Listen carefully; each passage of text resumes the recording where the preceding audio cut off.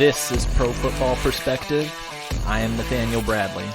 Whether you're at home, work, the gym, in your car, or wherever you are, thanks for taking time out of your day to spend here. Pro Football Perspective is available on Apple Podcasts, Spotify, Amazon Music, and YouTube. And of course, be sure to follow on Instagram at Pro Football Perspective.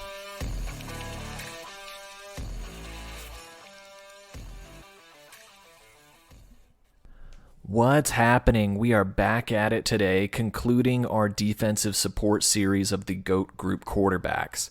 By the time we are done with this episode, we are going to recognize fully which of the greatest quarterbacks of all time was working with the best defenses across their career and the worst defenses across their career.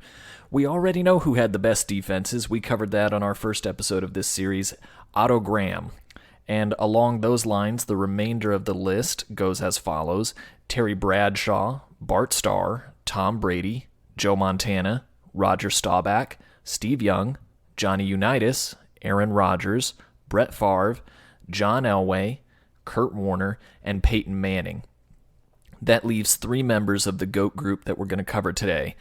Between Dan Marino, Sammy Baugh, and Drew Brees, we're going to go over their defensive support throughout their careers and determine once and for all who did the most with the least. Again, a reminder, how are we measuring this metric? We're measuring this in three categories averaged, okay? There's points per play delta, yards per play delta, and plays per takeaway delta. This measures the number of plays it takes for a defense to generate a turnover. That's what plays per takeaway is. In terms of points per play, that's the number of points per play on an average across a season compared to the league average. It's expressed as a percentage.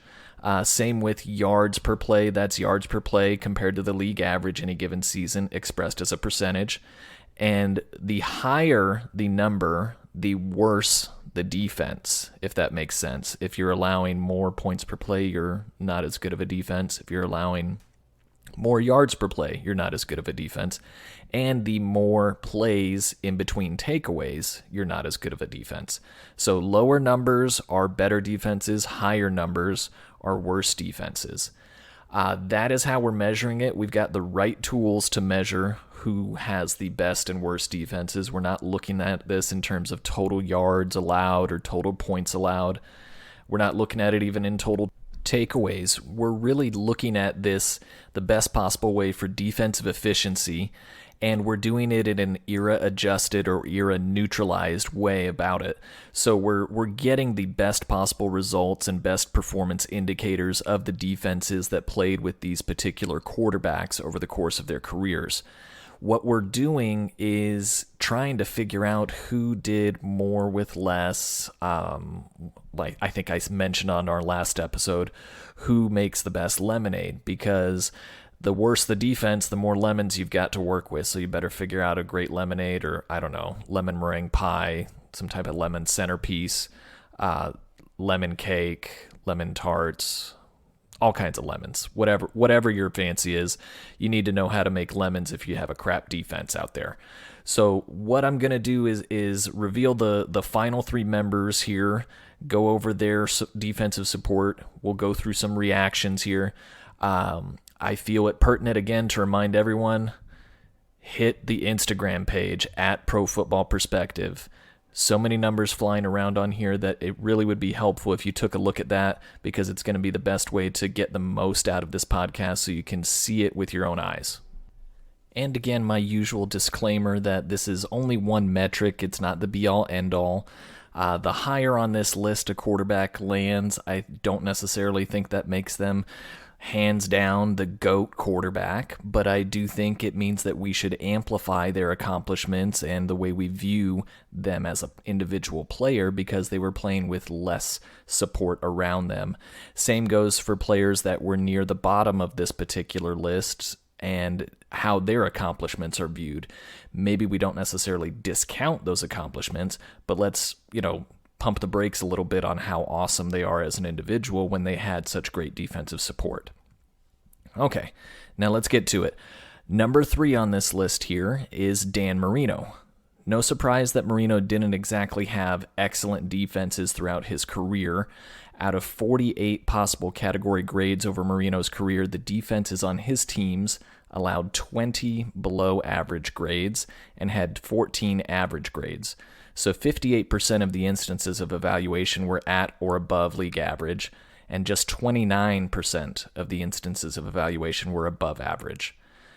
Per category for his career, the defenses Marino had a points per play delta at 1.21% better than league average, slotting right into that average category.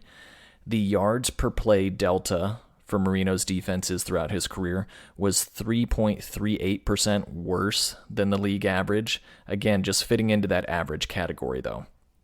And over the course of his career, Marino's defenses graded out below average with a plays per takeaway delta 8.41% worse than the league average. Now, on a per-season basis, the 1991 defense was slightly worse than the 1989 defense, and that season, the defense graded out as terrible, with an overall grade of 25.44% worse than the league average. The 1998 defense was the best defense Marino ever had, grading out as a good score with an overall score 16% better than the league average. All told, Marino had 3 seasons with a terrible defense, 1 season with a bad defense, 1 season with a below-average defense, 9 seasons with an average defense, and 2 seasons with a good defense. Overall, Marino's career defensive support was 3.53% worse than league average. And really, the tragedy here is Marino had a good defense his rookie season, went to the Super Bowl, and then waited 15 years before he had another good defense. I think the story of Marino's career were the defenses during his prime were awful. They just couldn't take the ball away, generate turnovers. They were giving up yards way worse than the league average, and they weren't all that great in points allowed either. But the biggest takeaway I had were his prime years were wasted with terrible defenses during those times. Just really, like I said, Marino came away with no championships for his career. I'm sure he doesn't lose any sleep over it, but he is the only quarterback in this GOAT Group list that does not have a championship to his name. So once again, kind of hats off to him to even being considered among the GOATs of all time here, and being in that position where he really just did a lot on his own.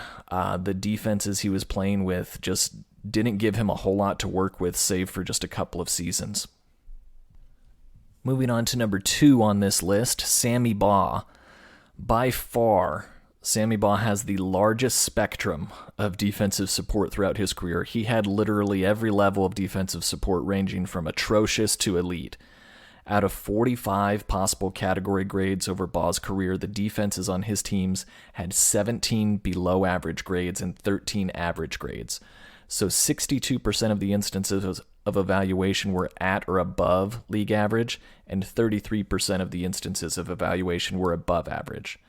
Per category for his career, the defenses supporting Baugh had a points per play delta at 2% better than league average, sliding into the average category. The yards per play delta for Baugh's defenses were 2% better than league average for his career, also an average grade. Now get this though, over the course of his career, Sammy Baugh's defenses graded out terrible with a plays per takeaway delta 20% worse than the league average. Just starved for takeaways, Sammy Baugh's teams were. They just could not give him extra possessions. On a per-season basis, the 1947 defense was the worst of Sammy Baugh's career, when the defense graded out as atrocious with an overall grade 30% worse than league average. The 1939 defense was the best defense Baugh ever had, grading out as elite with an overall score 37% better than league average. Season by season, Baugh had 1 season with an atrocious defense, 2 seasons with a terrible defense, 1 season with a bad defense, 2 seasons with below average defenses, 2 seasons with average defenses, 2 seasons with above average defenses, 4 seasons with good defenses, and 1 season with an elite defense. As I said, Ba had a huge spectrum of defensive support. Overall, for Ba's career, defensive support was 5.45% worse than the league average, and the first quarterback on this list to slot in below average defensive support across his career. Really, when you look at it here, the overall play that Ba had from his defenses, I mean, he had some fantastic support at some times during his career, but he also had some terrible support throughout his career. What you're looking at is this big dichotomy, this Jekyll Hyde of defensive support for Ba's career. During the early seasons, pretty stellar. As he got older and through the end of his career, not so much. Kind of one of those scenarios of when it rains, it pours. His defenses weren't just bad late in his career; they were terrible or atrocious. So really, Ba's defenses had this seismic shift from performing at a high level early and then just kind of falling off the map late in his career.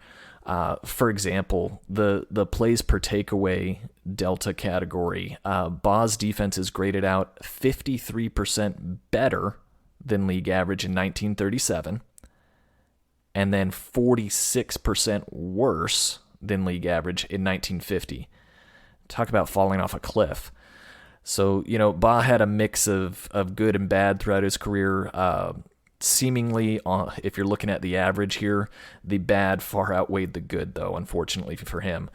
Still came away with us, again, an awesome career and a legend, and he's definitely one of the greatest of all time. So no knock on him, just had some poor defensive support to work with, especially in the latter part of his career.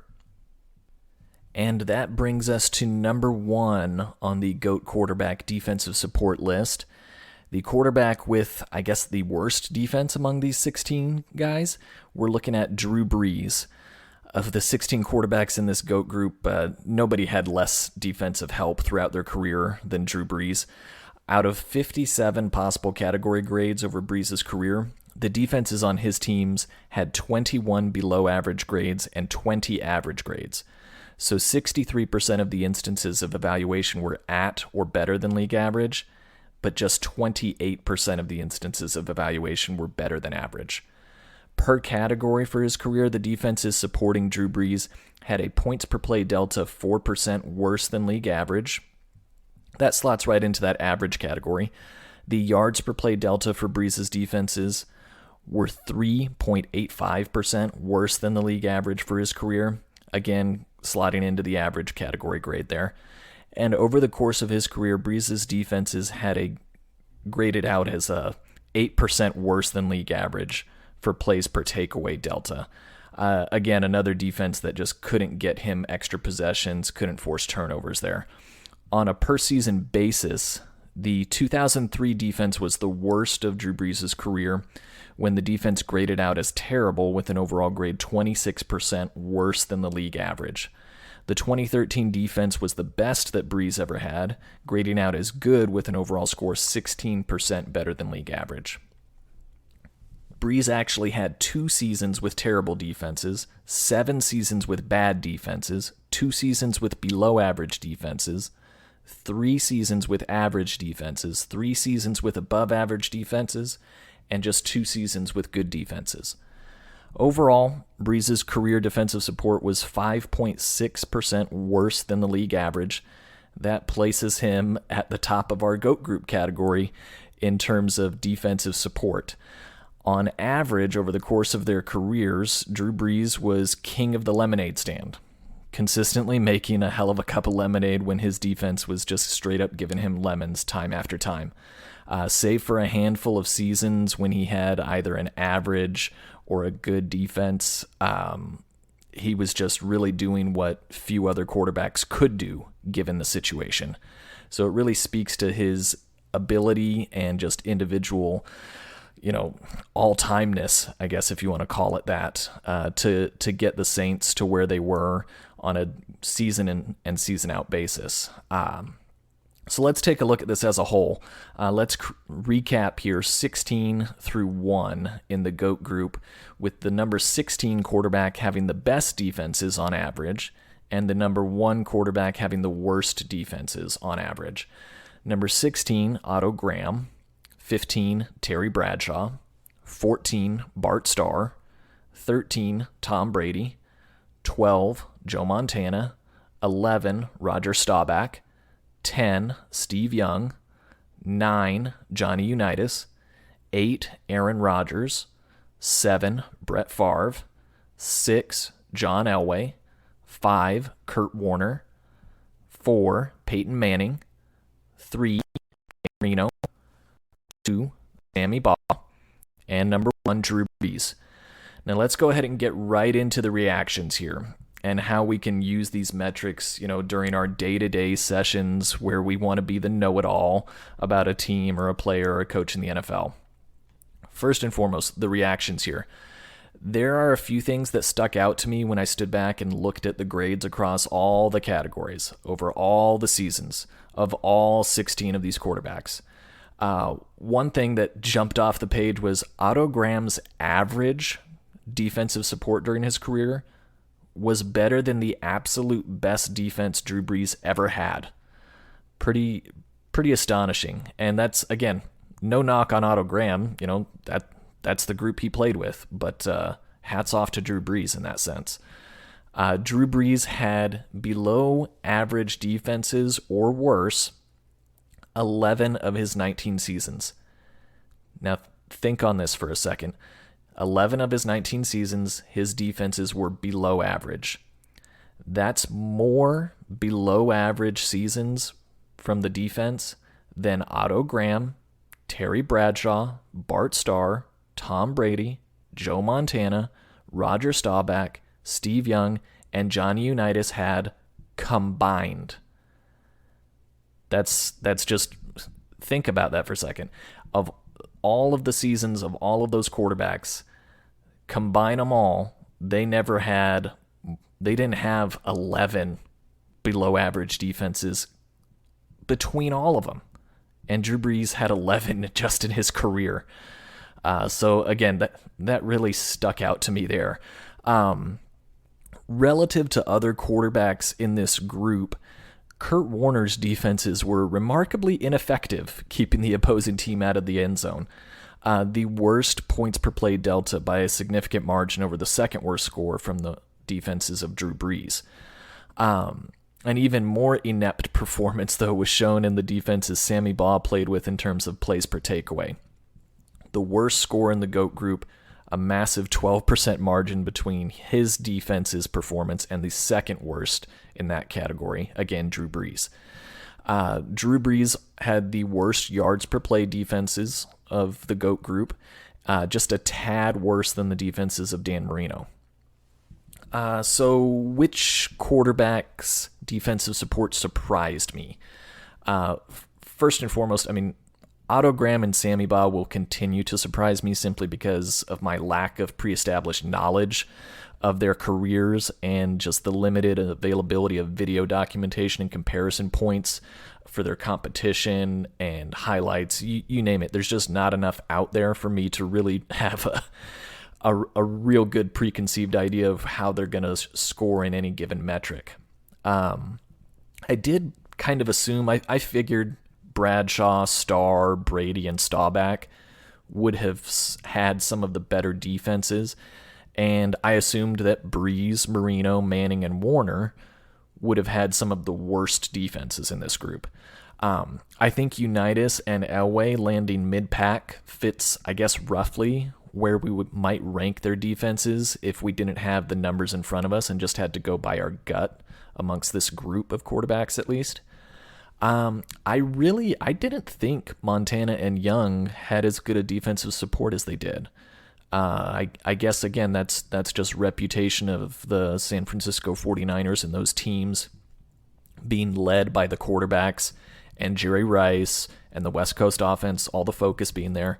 I didn't realize how good their defenses were, I suppose.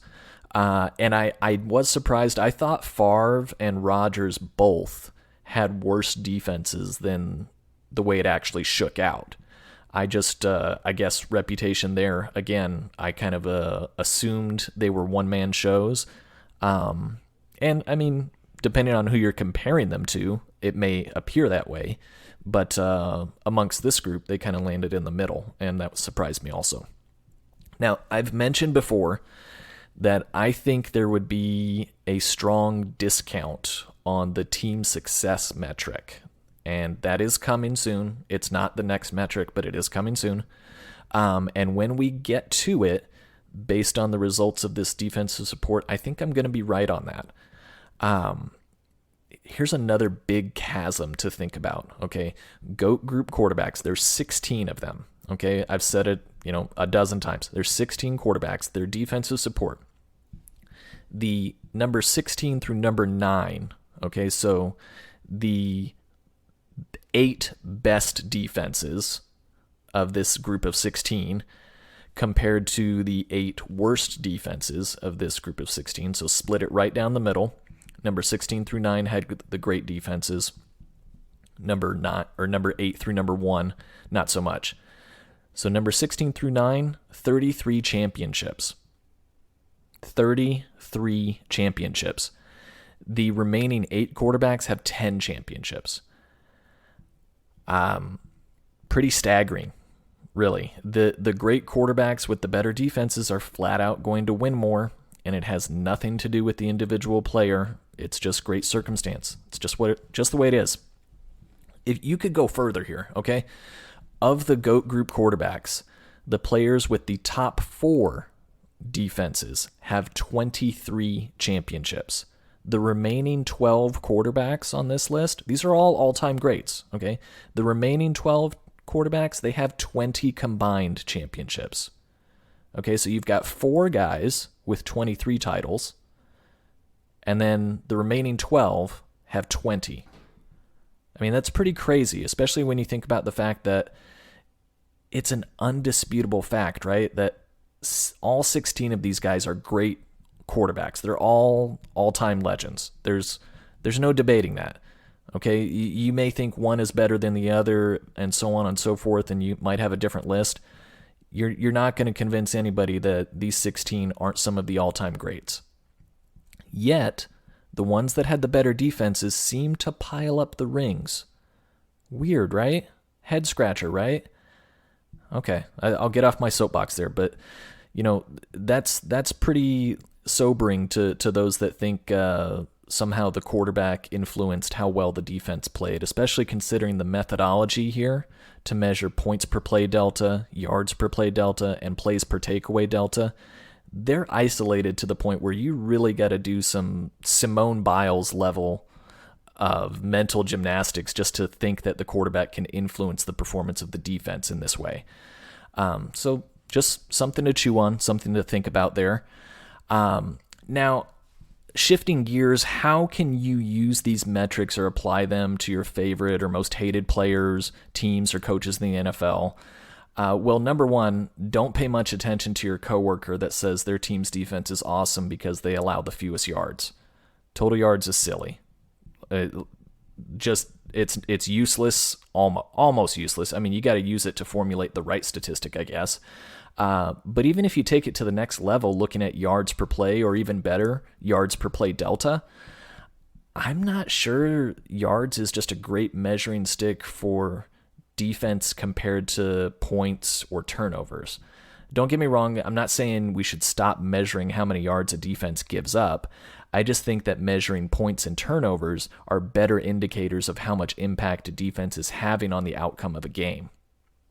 Now, looking at the categories of points per play delta, yards per play delta, and plays per takeaway delta, I think this set of data really does show that the last 40 years or so, any iteration of defensive performance measured utilizing yards is not going to show that there's this huge discrepancy or gap between teams. Okay? It's not going to show that there's a whole lot of difference. They're relatively even in that regard. Points per play delta and yards per play delta are much more indicative. I'm sorry, not yards per play. Points per play delta and plays per takeaway delta are much more indicative of a good team or a bad team. They may not necessarily differentiate, hey, championship contender versus, picking at the top of the draft, but they're going to give you a better indicator of, hey, this is either a bad team or a playoff contender. Now, most of the time, a top defense will score well in all three categories regardless, okay? But looking at a seemingly mediocre defense and how it grades out across points per play, yards per play, or plays per takeaway delta could help you differentiate if this seemingly mediocre defense is actually middle of the pack, or if they're really on the verge of being good to great, or maybe bad to terrible. For example, last season, the Buffalo Bills had the top-ranked defense. They allowed the fewest total points, fewest total yards, and forced the third most turnovers. So most likely they'll score well in this metric of defensive support, and no surprise they did. Points per play delta, they were 21% better than league average. Yards per play delta, they were 14% better than league average. And plays per takeaway delta, they were 44% better than league average. So that's an easy one. If it looks like a duck, sounds like a duck, it probably is a duck. The Buffalo Bills had a great defense last year. Okay, so what about a team that's, as I said, more mediocre? Is it a team that you can identify with these traditional measurements and stats that are put out there all the time? Let's take a look at the Indianapolis Colts last season. They ranked 16th in total yards allowed, so they should be average across the board. Points per play delta, they were 4% better than league average, but that's still in that average range. Okay, looking good there. Yards per play delta, they also graded out average, 3% worse than league average, but still tracking here. Okay, they're middle of the pack, they're average. Now we get to plays per takeaway delta. They scored 35% better than the league average, and that gives their defense an overall score of 12% better than league average, or a good defense in terms of the grade on that. So their defense was opportunistic, to say the least, and that played a large part in making them one loss away to the Jaguars from being a playoff team, despite all the circumstances and deficiencies they may have had. The defense actually performed really, really well in that sense. And so this metric and utilizing it to measure teams now can also kind of give you an idea of where they're going and what you can expect out of them going forward. I will say, don't use any of these going into week one of any season. You want to at least have, probably 4 to 6 games before you start relying on these, because then you've got a baseline average across the league as well as a baseline average for that particular team. So it's not going to be of any use week one. Okay, so don't go into week one thinking you know what's going to happen based on last season, because it's just not true. Now, the goal here is really to give you some ammunition towards your banters and arguments out there with coworkers and friends, so hopefully taking a look at the defenses of the GOAT Group quarterbacks gives you a little ammunition for that. Thanks again for joining Pro Football Perspective. There will be a 2-week hiatus here before we begin our next metric, special teams support, so look for that coming in a couple of weeks. Again, Pro Football Perspective is available on Apple Podcasts, Spotify, Amazon Music, YouTube, and be sure to follow along on Instagram at Pro Football Perspective. I'm Nathaniel Bradley. Deuces.